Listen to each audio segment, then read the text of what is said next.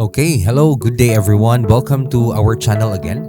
Alright, so today, here at Learning with Doc Labs, we will try to discuss together how to properly fill up the mid-year assessment form. Okay, so I will run you through how to fill up the three forms that you'll be using for the mid-year assessment. And these are three forms, the PMCF, the MRF, and the IPCRF DP. Okay, so if you don't know all the names of these particular forms, then you don't have to worry because I'll be here to guide you. No? Okay, so for today, we will go through each one of the forms. And again, we would like to emphasize that this form is for free. You just have to go really to the video description. Just one click, no? So some of us are asking where to download. It's in the video description. It's all found there. Okay, so all you have to do as you click on the form is that you need to save a copy. Do not edit the copy that was given to you because we are already using Office 365 here. You just have to go to File, look for File, and then save. Okay, so save as. No, you save a copy of your own. Okay, I did not block any download as to this particular Excel sheet. Okay, so let's start with the very most one of the most important forms for the mid-year, no, and that is the mid-year review form. Okay, so basically what you see here is that you need to fill up your name, okay, and then your position in the school, or as your principal might dictate, there might be more information, no, so you can just add. No, anyway, this is your copy already. You have saved your own copy. And then you have to fill up the rater here. Okay, the position, the rating period, and the date of review. Of course, the rating period should be for the whole year, for the whole school year, because for teachers, it is for the whole school year. For the non-teaching, it's the fiscal year. Okay, so here we have the date of review. No, so basically this is a mid-year assessment. So you look for a date wherein it is compliant to DepEd Memorandum 8 series of 2023. Now, I would just like to emphasize this. Some of us really believes on vlogs and other information disseminated without even a legal basis. No, so it's very important that we also listen to vlogs. No, we would like to encourage that, but at the same time, you ask, what is the legal basis for that particular information being disseminated? So it also pays to read the actual DepEd memorandum. So I will put the link to the DepEd memorandum so that you won't be blinded. And I'm also going to share to you the forms, so that you can read it by yourself, and really see what is the information as to the MOVs that you need to attach. Okay, so specifically here, in this column, you see MOV presented.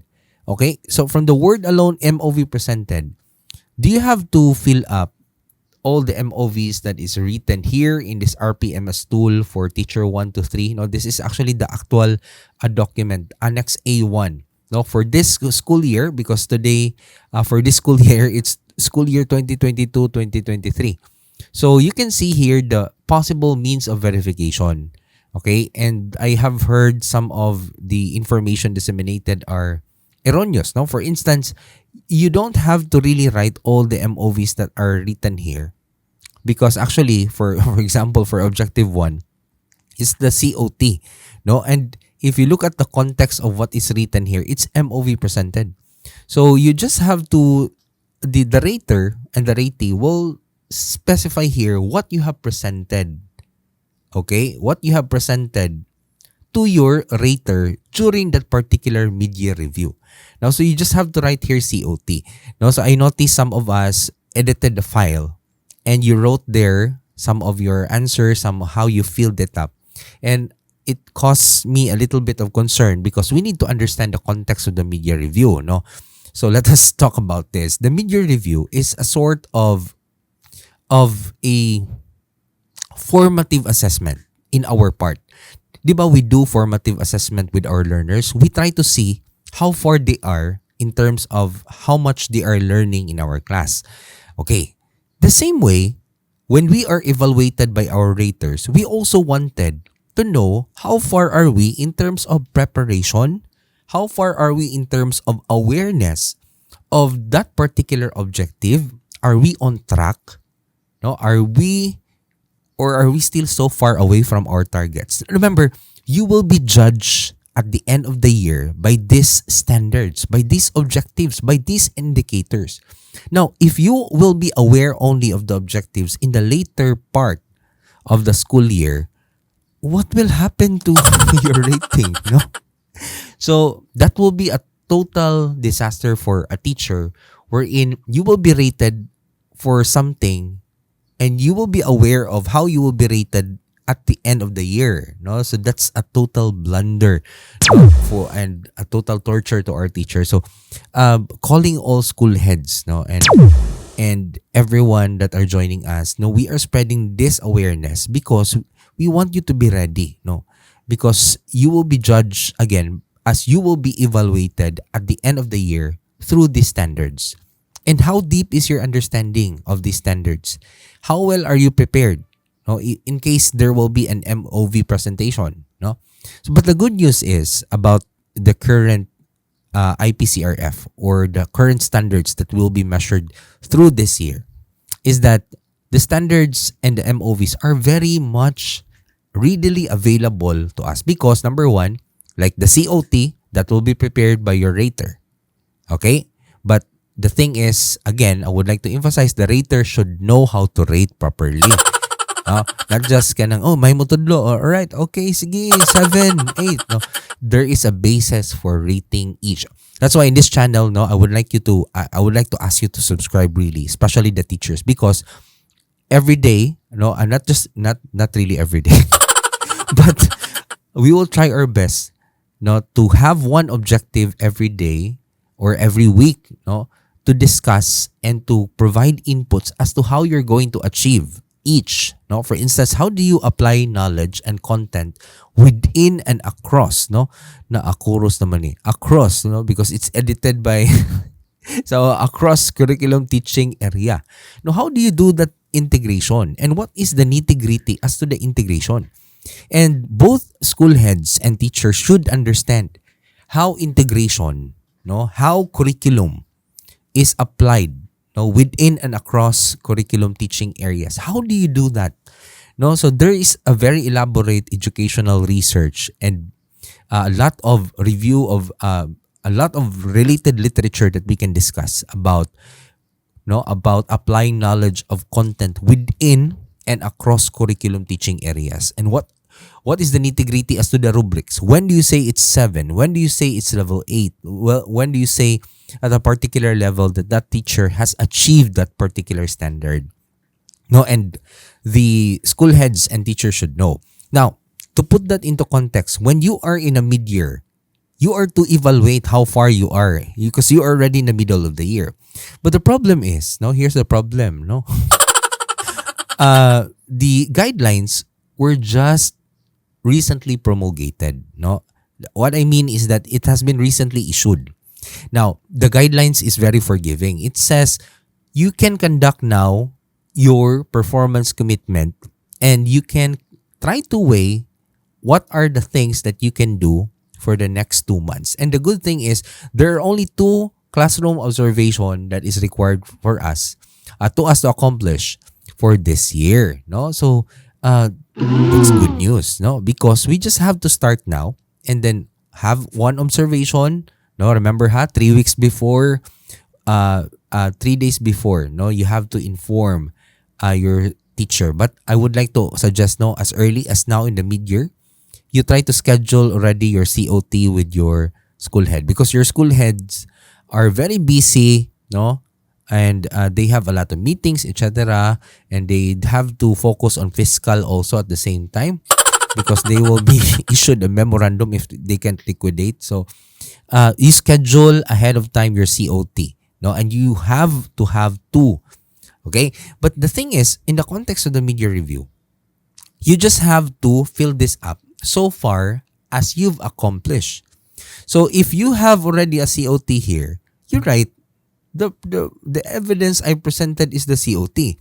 But if it's not COT, then you can write no evidence presented yet. Okay? Evidence presented yet. Because here in MOV presented is that you need to specify what you have presented during the mid-year review. Now, if you haven't presented anything, why will you write the MOV there? Okay, so let's just make that clear, no? So for everyone, okay, because it's MOV presented, okay, and then take note that for the timeline, you can this is for the mid-year review, no, and then this is the key RAs under content, knowledge, and pedagogy. There are 3, no, and as much as possible, you rate yourself in terms of the ratee will self-assess. Now, this is the only period wherein the ratee can do his or her self-assessment. Okay? For what?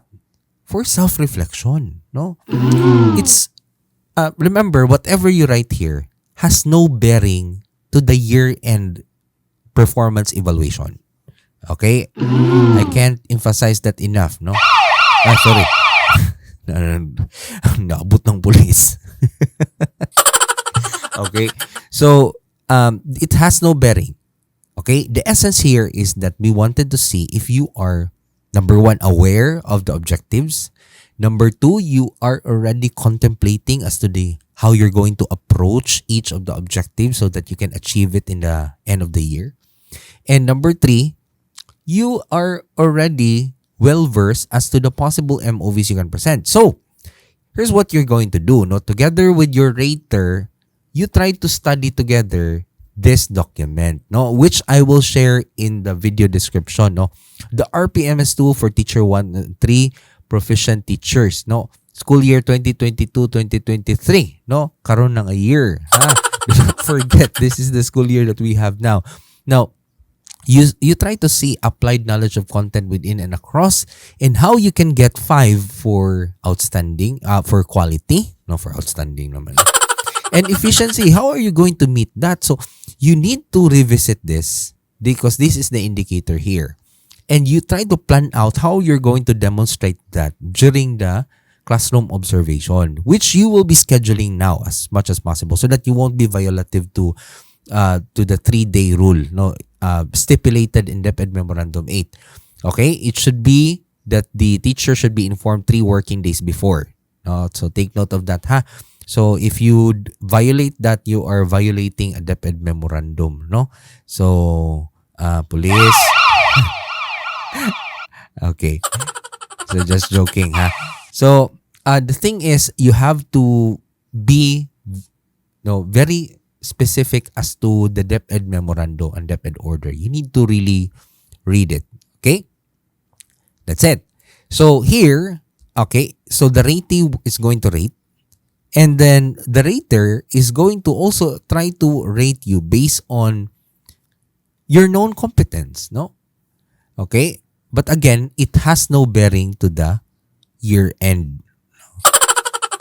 The most important part of the mid-year review form is the remarks. Okay? This part here, no? So let's spread this out, no? Okay, anyway, you can edit this. This is yours. No, this is yours. We have created this for all of you, for all the teachers, no? So you just have to really adjust, no? And then very important that you use also this wrap text, no? So that it will not go beyond the borders. Okay, just like this ba? Okay, so it's wrap text, but if you don't do it in a wrap form, no? So you have to click this so that it will be more presentable. Okay, and then also put it this way so that you can adjust. Okay, so under quality, you rate yourself. No? Try to imagine how you're going to demonstrate that and what will be your possible rating. That's why you need to really subscribe to this channel. No? Because I'll be discussing clearly each of the objectives and how you can get 5, 4, 3, 2, 1 or the highest level, no, if possible. And what are the strategies that you can use? Okay? If the school head is not aware, how is he going to rate the teacher? So tell your school head to subscribe also. Okay. So that's the thing, no? Quality. No? For each quality, efficiency, no, try to rate yourself honestly. Anyway, it has no bearing to your year end. Okay, that's all. No, that's very important. Okay, the essence of the mid-year, review is really just to review and to assess yourself. And that's all. No, that's the essence of why we are doing this. Are you a reflective practitioner? That is just what we want to check. No? And reflection is really reflection, not just reflection for the sake of reflection or submitting a form for the sake of submitting the form. Okay? May this form be something useful as a conversion. What I meant is a conservation a conversation starter. Okay? So what do I mean by that? It's a start of a conversation between you and your rater. Okay? So ideally, you have a master teacher who is a master of all the possible objectives here. A master of how you're going to teach, no, using all these standards. And supposedly, that master teacher or the principal, if you're a small school, will be able to provide you inputs. Okay? So, you have here your mid-year review results, but you have to type in your remarks. Now, for instance, no evidence presented yet here, but if you rate yourself 4 as to the COT or whatever it is, no, 5 ron, or if you think you're outstanding, or 3, okay, and then you try to reason out. No, there was no COT yet because DMO8, that Memorandum 8 was just recently promulgated. However, this is how I view myself in terms of this. And then you'll be able to see which among the objectives for you are your weak points. No? So if that's the case, you've already identified what are your weak points. Then for the next 2 quarters, you'll be able to work. No, you'll be able to work for it and work hard in order for you to achieve whatever is your Waterloo. No? So, please, no, that is the essence of the mid-year review. And sometimes, there is a lot of misinterpretation. No? So, I would like to ask, no, before we disseminate information, it's very important, especially our fellow bloggers, no, so that we can help our teachers really well. We have to be very, very grounded with the DepEd Memorandum and the DepEd Order. So, let's read DepEd Order 2, Series of 2015. That's the establishment of the results-based performance management system and the essence of why we are doing each of the stages. Okay? Because if we remember so far, this stage of the mid-year review, no, I would just like to share this. I would like to emphasize this. No, this stage called the mid-year review, which is found in phase 2, no, which we call performance monitoring and coaching, is usually not done. No? Oh. But now, no, you have to do it. You know why? Okay, I'll show you. No, try to check objective 14. No, try to look at objective 14. It says here, set professional development goals based on the Philippine Professional Standards for Teachers. And it says here, you have to attach your IPCRF, DP, o diyan down payment ha. That's development plan. No, and you have to attach your mid-year review form. Ha? Oh, di ba na sa ato ang it's there in our Excel sheet and an updated DP form for phase 2. You have to fill it again, no? So, see? No? Certification that you have really done it in the first part. Okay? So that could be a means of evidence. And these are attachments for you in order for you to have objective 14 fulfilled. Now, if you haven't done it in the mid-year, no, who will certify for you? So, you have to start now. No, there's no other time for us to do this because basically it's one of the objectives that we have to achieve. No? So, basically, no, make sure that you will be filling this up. All the 3 forms are already here. Okay? And again, this is a source of reflection and a conversation starter between you and your rater. And also at the same time, you start thinking, how can I achieve objective 1? No? How can I achieve this range of teaching strategies? No, I will be sharing that in this channel. No? How do you achieve literacy and numeracy? Even up to the point of techniques, games that we can use in our classroom. And then you have to, during the observation, again, you have to annotate that in your lesson plan, a detailed lesson plan, so that you can annotate and show to the school head that you are accomplishing that particular objective. So that when he or she will observe, he'll be able to see all of the objectives fulfilled in one demonstration. Because if that particular indicator is not present in your demonstration, how can they rate you at that particular dimension? Okay? But sometimes the rater himself did not study about it. So I'm just really trying to be an advocate on this, because standards are useless if there are no experts who can really see if the standards are being done. Okay? And I have, as one of the research advisors, I have seen a lot of research study on the RPMS. Okay? And the theory that I generated was actually all about performance management system. Okay? And we have seen how disastrous it is sometimes when it comes to implementation, because there is a failure as to the imposition of the standards, the actual standards. Okay? You cannot do this by mere estimation. No, you cannot just estimate objective 6. I think it's I'll rate him 5, no? So it's not like that. There are clear indicators as to when you can say that that's a perfect score for objective 6. And that's a perfect score for objective 5. And I've seen that. And there's an evidence in the lesson plan. No? So there might be times that although for objective 1, the COT is the only attachment. Really, it's the only attachment. But prior to that, the school head should be able to look at the lesson plan, the detailed lesson plan, and all the annotations presented there, showing the accomplishment of that objective. Although there are times that the validators might try to look for that. So just be ready with that.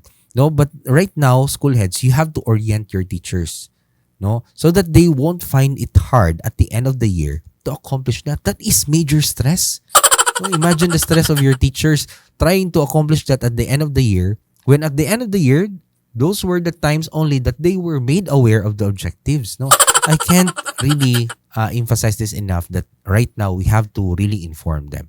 That's why we are using this channel, this medium, for us to create that awareness. And I hope, even just a few of you can actually get how to do it, especially our school heads that are really following us. Okay? So you really talk about each one of this. Okay? So you try to estimate the possible rating you can have, So you center that out, write the remarks. It's a detailed observation or reflection as to how you can achieve this and why your score is like that, why you scored yourself that way, and why the principal thinks that you might score this way. But again, let me emphasize, it has no bearing at the year end. You just really have to accomplish it now. Now let's go to PMCF. The PMCF is a very old tool. It's even older than me. Okay, it's promulgated on using DepEd Order 2 Series of 2015. The establishment of the results-based performance management system in the Department of Education. So it's DepEd Order 2. And imagine that's how many years from now? That's 8 years ago. But up until now, some of the schools are not even using the form. And remember, in DepEd Order 2, it has been clearly stated that the heart of the RPMS is the second stage, which is the performance monitoring and coaching.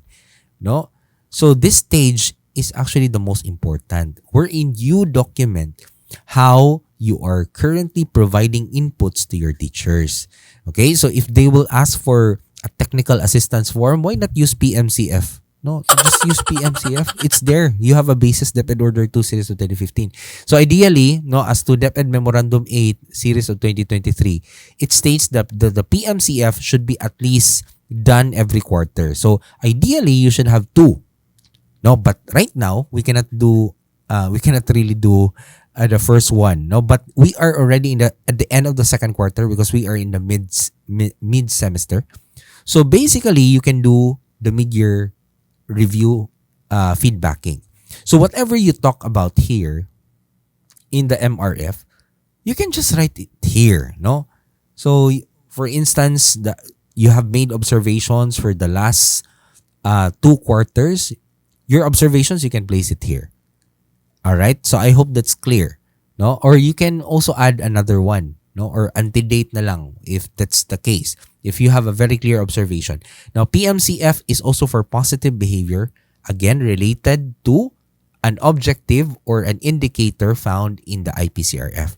You cannot just give a feedback, a critical incidents like the teacher is very beautiful today, the teacher is handsome today. So that's not related to any of the standards, no, indicators.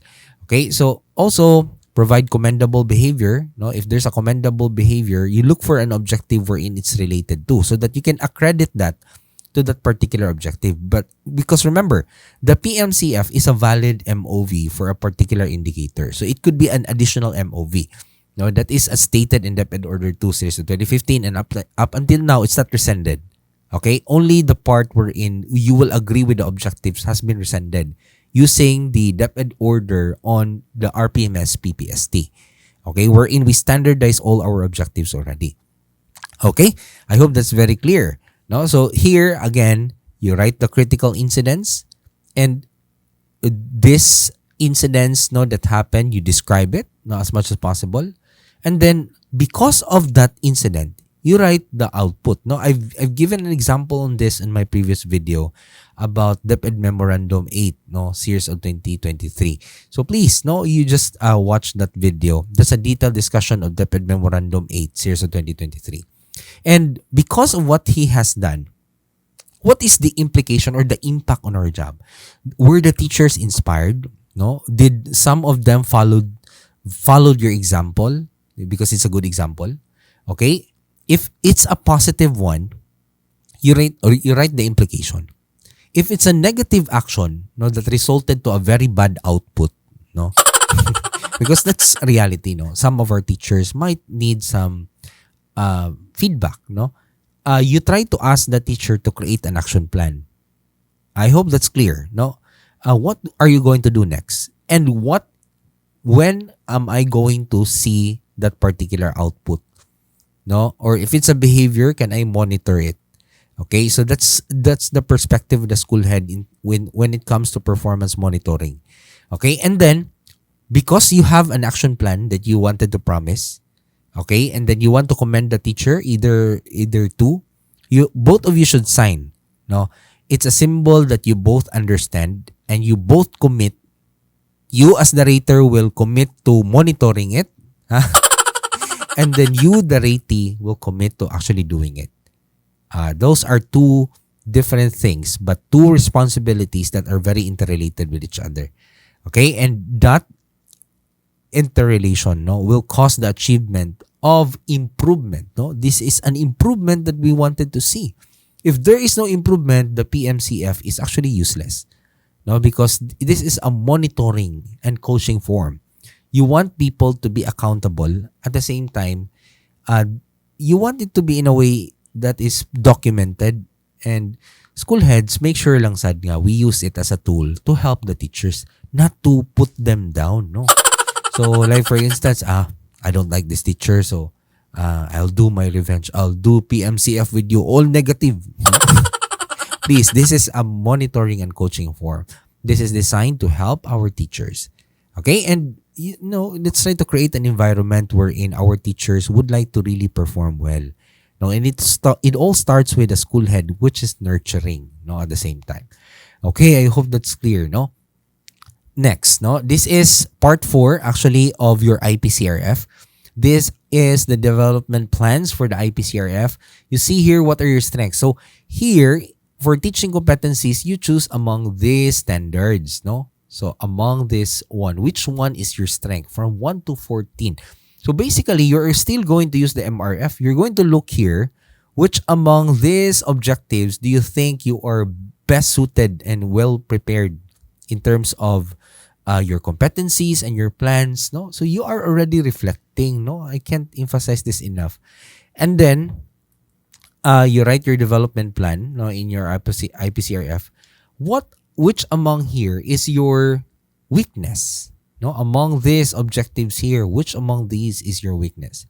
Okay, for your first column, which among these are your strengths? And then which among these are your development needs. And then here you have your action plan, no, recommended developmental intervention. So you look at your weakness and how are you going to try to conquer that weakness? Okay, and when is your timeline? Now, this is very important for the school head because for the next 2 quarters, you're going to monitor this. So the action plan should not be something like improve the literacy of the learners. No? Okay. Question, can you measure that? Can you measure the improve literacy of the learners? Okay. Of course, they will improve by virtue of maturation. No? But if you will say that increase the level of, for example, really specific indicators, okay, or you really talk about an action plan that you're going to do and you're going to monitor.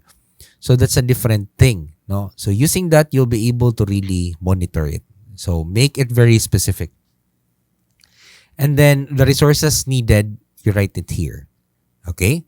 So this is how we are going to rate our teachers. So school heads and teachers that are watching now, these are the forms, and again, you are free to download this.